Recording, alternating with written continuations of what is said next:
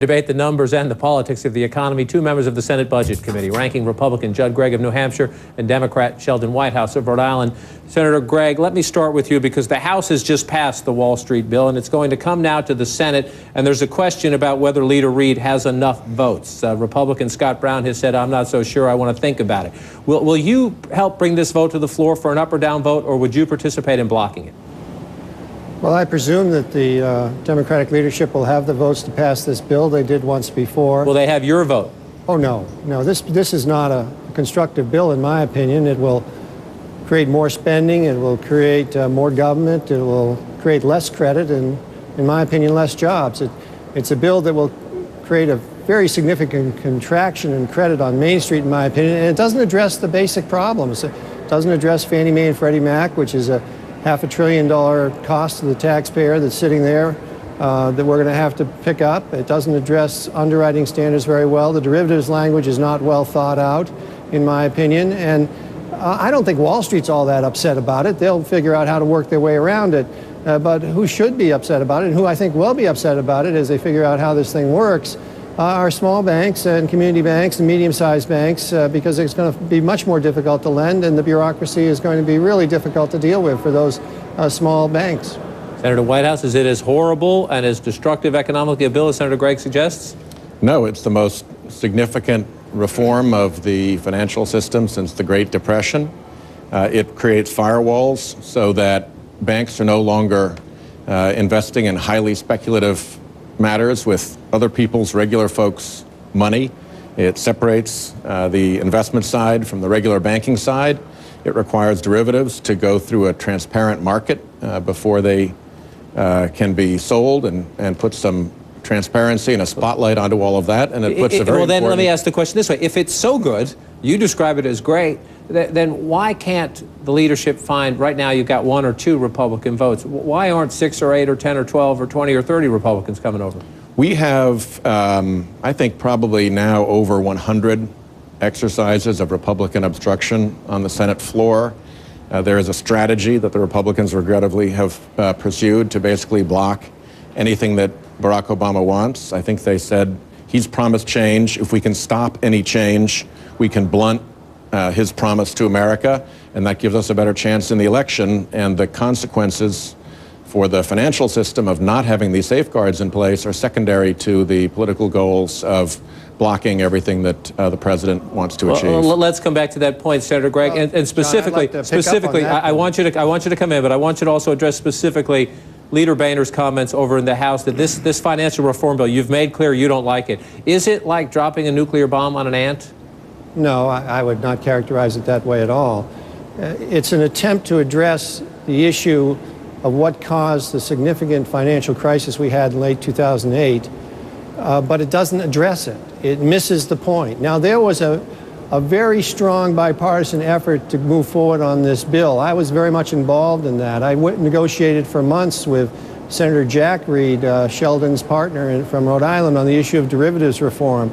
Bob Corker negotiated for months on the issue of resolution authority.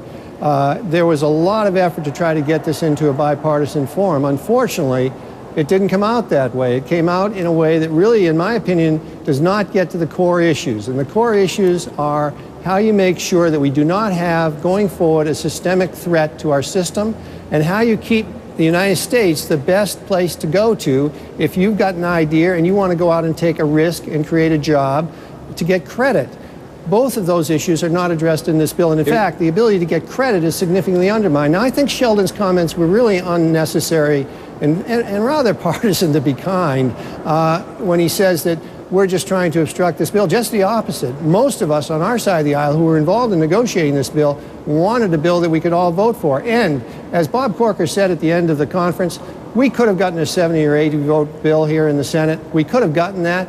But for reasons which I think were rather political, basically the issues involving Blanche Lincoln and a few other issues, this bill went very hard over in a direction which was not constructive to getting credit markets. Let me try another. no filibusters here. Let me try another issue. The president talked about in Racine, Wisconsin today. The Democrats have tried for weeks, and some Democrats have been among those objecting to the price tag of this, an extension of unemployment benefits and some other things. They have pared the bill down. The president made the case today for passage. Listen. We want an extension of unemployment benefits for workers who lost their jobs through no fault of their own.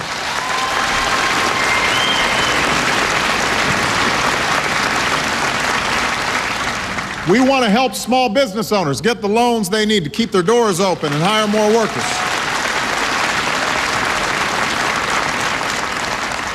We want relief for struggling states so they don't have to lay off thousands of teachers and firefighters and police officers. Senator Gregg, I want to give Senator Whitehouse some time, but again, this is an issue of Republican votes. Have they pared it down enough that Republicans would now support this so that the millions of unemployed Americans out there whose benefits have been cut off will get those restored?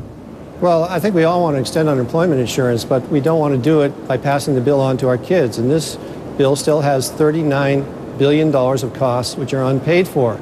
You know, the president listed 3 or 4 things there. If he was willing to pay for those things, we would be willing to vote for those things. But the simple fact is we're running a $1.4 trillion deficit. All those bills are being given to our kids. We should not continue to add to our debt. You can't get yourself out from underneath massive debt by adding more debt. And so a responsible way to approach all these issues, unemployment insurance and the issue of teachers, is to pay for the spending we want to do. Whitehouse, we should to Senator Gregg's point, there is a growing concern in the country about spending and the deficit. Why can't the Democrats find the money, the offsets, somewhere else, or use unused stimulus money, find the money somewhere to pay for this bill? The stimulus money is on its way out to continue to create jobs. So to take the money away from creating jobs and put it into supporting unemployment insurance doesn't make sense. What makes sense, while we are still pulling out of the crash dive that the Bush economy left and that President Obama inherited, is to make sure that we can support the continued economic growth we've seen. President Obama came in with 700,000 jobs being lost in America every month. That was a serious crash dive course that we were on.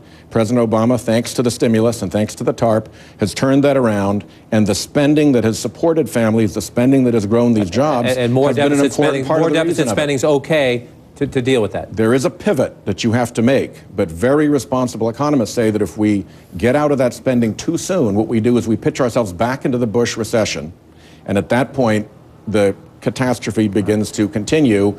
You have to make sure that you're really healthy, that you've really gotten yourself into recovery before you cut off the spigot, and particularly when you're cutting off people like Bill in North Kingstown, who wrote to me, 57 years old, engineer all his life, heart condition, two notices of eviction, and he's coming up on getting evicted out of his house, and he's got no COBRA. There are human stories behind this that I think require our attention. Well, there are going to be a lot of human stories around it when we basically find ourselves with a debt that our kids can't afford. And it's not a heavy lift for us to make the tough decisions down here to set priorities and pay for the things that we think are important. And that's all we're asking this administration to do. I listened to Sheldon Whitehouse. We're 18 months into this administration. When are they going to accept responsibility? The buck never seems to stop at the president's desk under this administration for anything. On the spending issue, history is pretty clear of how we got here, and it's important to recognize that if we go back to the policies that got us here, we'll get more of the same. We are having here the back and forth, and a feisty but polite back and forth that will continue through the election in November. Gentlemen, we'll have you both back. I need to call a time out for tonight, though. But